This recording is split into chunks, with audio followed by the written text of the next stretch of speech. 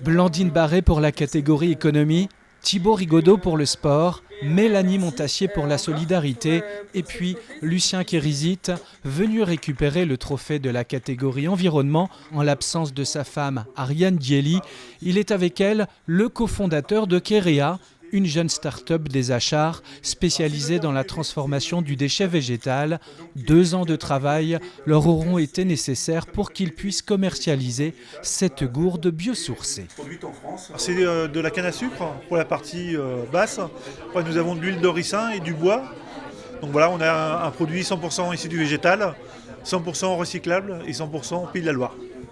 Plus de 7 mois après être devenue vendéenne de l'année 2020 dans la catégorie économie avec les réparables.fr, un site qui prolonge la vie de nos vêtements, la petite entreprise de Blandine Barré ne s'est jamais aussi bien portée. Depuis l'obtention du trophée, donc j'étais toute seule au départ, aujourd'hui on est 4.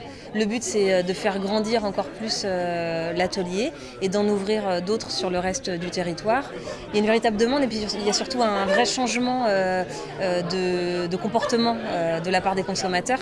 Et c'est surtout ça en fait, qui permet aux réparables de grandir. C'est parce que désormais les clients se tournent plutôt vers acheter moins et mieux et faire durer. Absent, le lauréat de la catégorie sport, Thibaut Rigaudot, champion de France de para-triathlon 2020, a exprimé sa satisfaction avec un message vidéo, tandis que Mélanie Montassier, elle, était là pour recevoir son trophée pour cette nouvelle catégorie, la catégorie solidarité. Avec son entreprise Boule de Campagne, elle avait eu l'idée de créer un marché de Noël 100% virtuel pour soutenir les créateurs locaux.